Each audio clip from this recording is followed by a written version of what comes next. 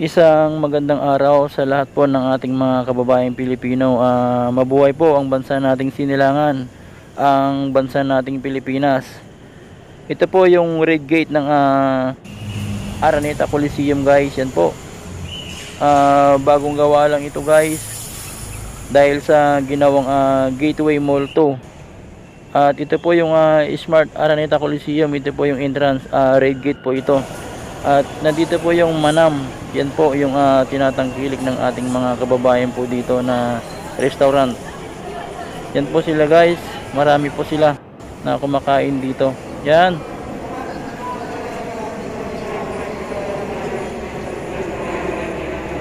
At ito nga po yung mga order po namin.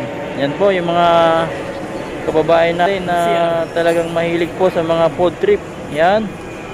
Napakarami pong mga restaurant po dito sa Gateway Mall 2. Yan po, guys, at maraming mga sikat na vloggers na rin po yung mga pumunta po dito na napapanood ko sa mga YouTube po. Kaya shoutout po sa lahat po ng mga vloggers na laging pumupunta dito kumakain. Yan po. At siya po si Chelo, siya po yung may birthday at siya po yung manlilibre po sa amin. Yan po. Si mama niya at si Laika bumili po ng cake, kaya hindi po namin na video lahat kasi bawal daw mag video dito. Yan, guys, si Chelo, happy birthday. Yan po. At ito nga po yung mga order po namin na mga pagkain, atong sisig, itong palabok, kare-kare, crispy pata. Ito po yung mga madalas daw na orderin po dito sa Manam restaurant dito sa Gateway Mall 2. At ganito po karami yung mga kumakain po dito sa lahat po ng mga restaurant po dito sa Gateway Mall 2 po, dahil talagang napakaraming mga restaurant po dito. At kayo na lang po yung pipili kung saan nyo po gusto. Yan po ang mga restaurant po dito, guys. Yan po, at bawat isa dito na kumakain, ini-enjoy po nila. At ito po yung pinakamahal na seafoods, ang Alaska crab. 7,000 daw ang isang kilo nito. Ang kilo po daw nito 2.5. Yan po, grabe, sobrang kamahal po yung Alaska crab na yon. 7,000 isang kilo. Kung 2.5, aabot yata ng 20,000 yung isang crab na yon. At ito naman po yung mga lobster, guys. Yan, grabe ang kamahal ng Alaska crab na ito. Grabe yung mga tinik niya po, guys, talaga nga parang nakakatakot. Yan po si Alaska crab, ang pinakamahal na seafood po. Grabe yung panusok niya. Yan po, sobrang kamahal pala ito, guys.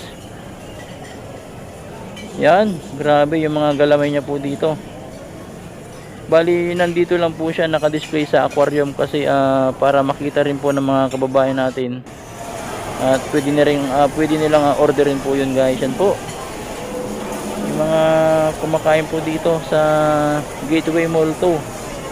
Talagang araw-araw po dito maraming kumakain po dito. Talagang tinatangkilik po nila ang mga restaurant po dito. Yan po,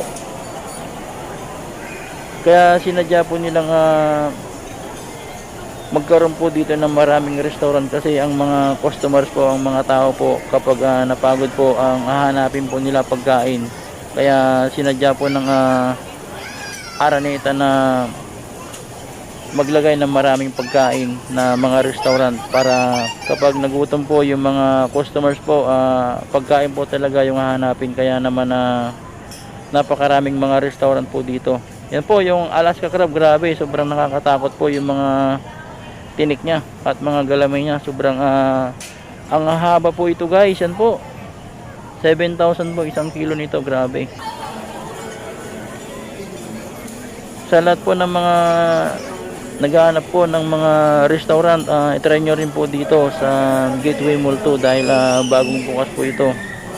Yan po, bagong-bago po yung mga facilities po dito, guys, sa Gateway Mall 2. Talagang dinadagsa po ngayon ng mga kababayan po natin.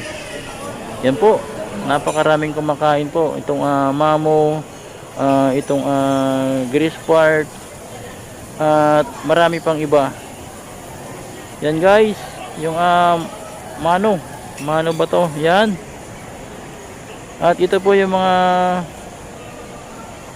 design po ng Gateway Mall to. Grabe, sobrang ganda po dito sa ibaba nya. At yun po yung nasa itaas, mga department store na po yun guys. Pero dito sa ibaba, mga restaurant po dito. Yan, ganyan po karami yung mga kumakain po dito sa Mono. Yan po.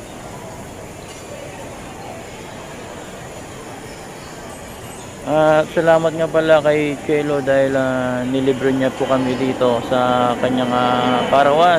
Yan po. Napakaraming tao guys.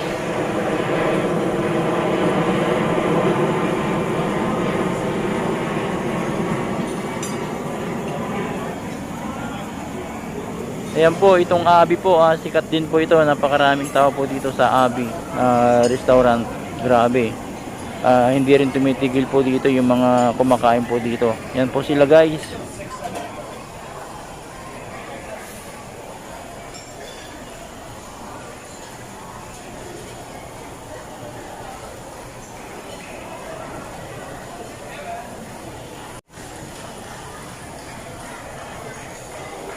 Napakaganda po yung mga design po dito, yung mga bulaklak po at yung parang tubig po ito na bumabagsak po, parang fountain po ito guys. Yan po. Kaya ang dami po mga pumupunta po dito.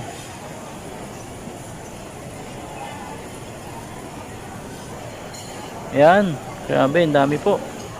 Ang napili po namin yung Manam. Doon po kami kumain sa Manam. At ito nga po yung mga palabok po.